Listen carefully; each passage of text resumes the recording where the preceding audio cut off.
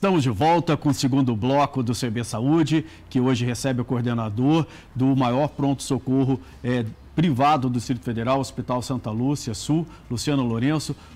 Luciano, eu queria começar esse segundo bloco com um tema polêmico, esses tratamentos milagrosos, né? A gente vê políticos, evangélicos, pessoal da Igreja Católica, cada dia aparece aí um tratamento apontado como salvador da lavoura na questão da Covid, né? A gente vê cloroquina, ozônio.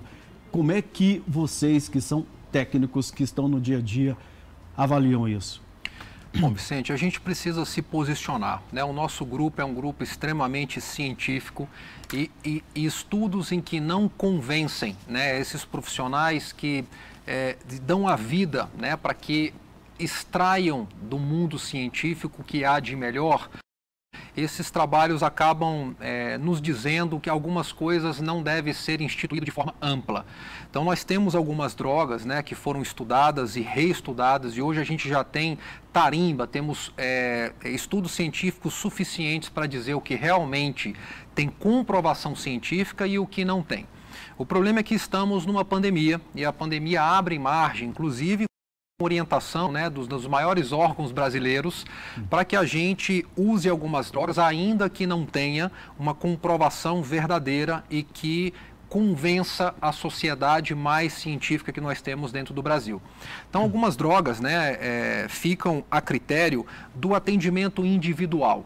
Esses medicamentos precisam ser definidos entre o médico e o paciente, porque ainda que a instituição tenha o seu posicionamento de não instituir essas drogas de uma forma generalizada, a gente tem a avaliação individualizada. E na nossa concepção, isso é o que faz a grande diferença, né? Então, aquele paciente que acredita em tal droga de uma forma muito grande, né, que o que ele assistiu, o que ele escutou, o convence, e desde que você tenha uma avaliação médica para que o médico avalie se essa droga não vai colocar em risco esse indivíduo, isso é uma negociação individual de uma relação médico-paciente com uma avaliação do momento do que seria realmente melhor ou não para o paciente. Por exemplo, a politização do coronavírus, até que ponto isso interfere no trabalho de vocês e no trabalho científico?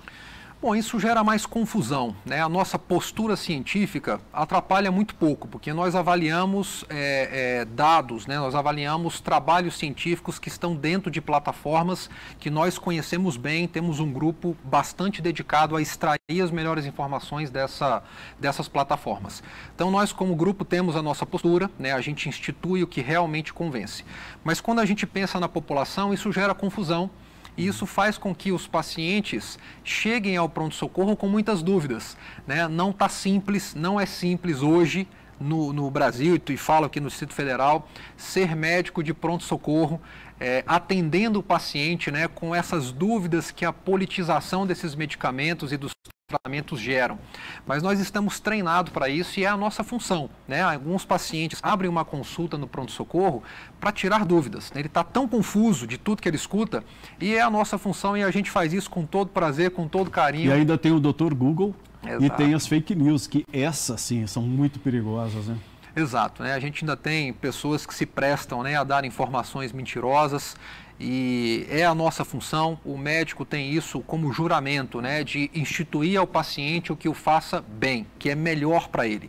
Então, tirar dúvidas muitas vezes é um tratamento, né? Chega lá agoniado, muito ansioso, sem dormir há 3 dias, pela confusão em que ele tem com essas informações. Então, isso a politização tem uma culpa muito grande, né, dos tratamentos, dos medicamentos, de não ter uma orientação um pouco mais linear, mas nós estamos lá para isso, para corrigir isso, informar e instituir o que é correto.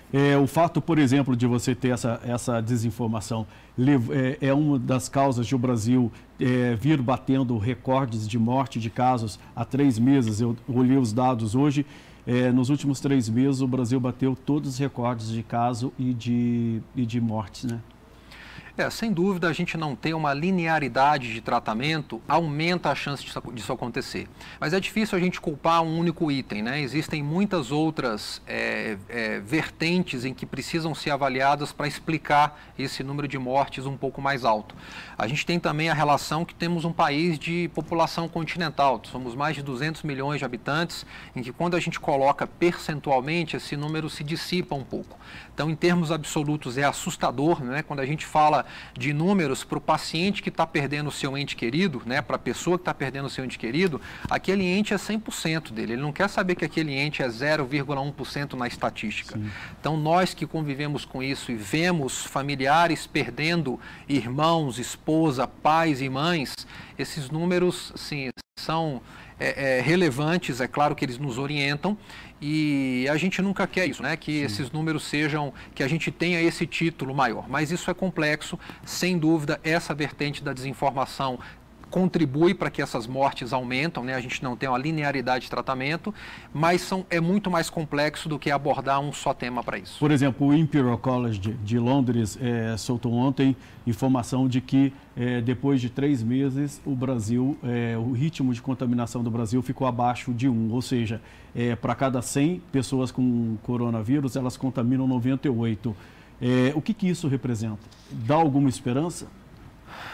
Assim, tudo que a gente vem fazendo em orientações, em tratamento, em testes, né, dentro das nossas condições, os testes em massa, ainda que ele não consiga chegar a grande porte, é para que a contaminação, que essa curva seja freada. A gente tem alguns estados dentro do Brasil que essa curva já está mais controlada, algumas até em descenso, e temos outras que ainda estão, né, nesse momento mais crítico, que é o número de casos aumentando e o número de mortes aumentando a cada dia.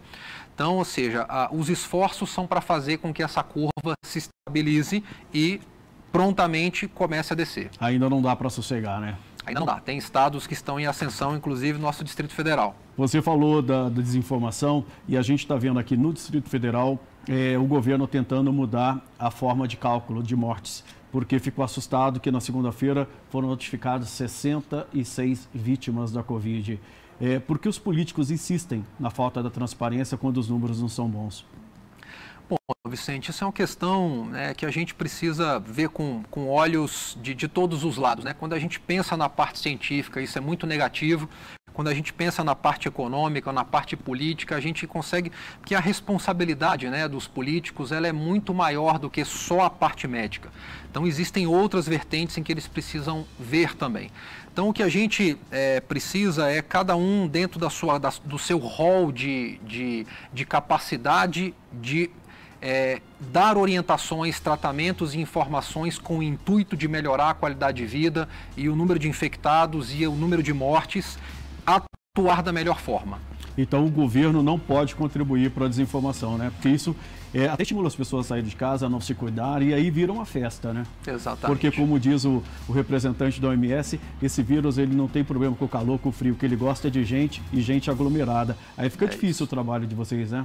Sem dúvida. A gente torce para que as informações se alinhem, né, e que todas as gavetas que estão em prol para que esse enfrentamento da doença seja exitoso, confluam, né, e trabalhem de mãos dadas.